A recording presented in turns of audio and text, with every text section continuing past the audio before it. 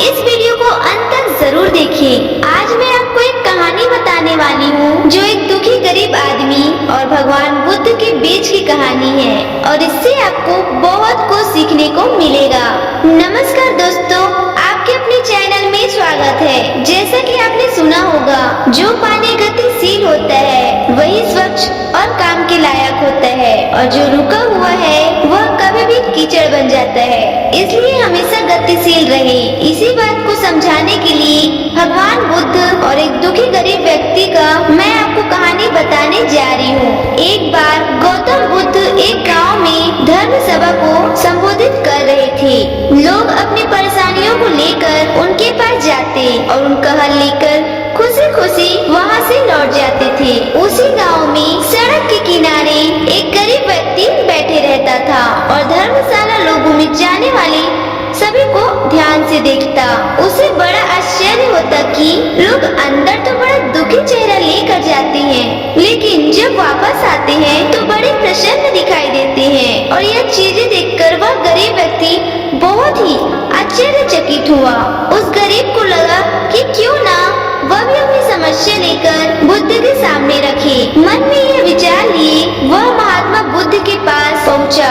वहां जाकर उस दुखी व्यक्ति गरीब ने देखा कि लोग पंक्ति पर खड़े होकर उन्हें अपनी समस्या बता रहे थे और वह मुस्कुराते हुए सबकी समस्या हल कर रहे थे। तब जब उसकी बारी आई तो उसने सबसे पहले महात्मा को प्रणाम किया और कहा, भगवान, इस गांव में सभी लोग खुश हैं और सब अमीर हैं, फिर मैं ही क्यों गरीब हूँ। इस पर भगवान मुस्कुराते हुए बोले कि तुम गरीब और निर्धन इसलिए हो क्योंकि तुमने आज तक किसी को कुछ नहीं दिया।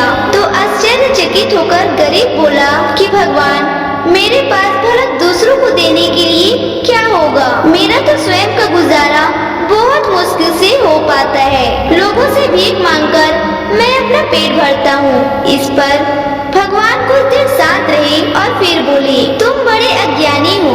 औरों को बांटने के लिए ईश्वर ने तुम्हें बहुत कुछ दिया है, मुस्कुराहट दी है, जिससे तुम लोगों में आशा का संचार कर सकते हो। मुंह से तुम मीठे शब्द बोल सकते हो, दोनों हाथों से लोगों की मदद कर सकते हो। ईश्वर ने यह तीन चीजें जिसको दी है वह कभी गरीब और निर्धन नहीं हो सकता। निर्धनता का विचार आदमी के मन में होता है और यह एक भ्रम है, इसे दिल से निकाल दो। यह सुन उस आदमी का चेहरा चमक उठा। तो दोस्तों, आप इस कहानी से समझ गए होंगे कि दुखी और गरीब होना एक भ्रम है, न कि वास्तविकता। आप जैसा सोच रखते हैं वैसा बन जाते हैं। दूसरों की मदद करेंगे तो आप हमेशा खुश रहेंगे। तो ये था एक दुखी गरीब और भगवान बुद्ध की बीच की कहानी।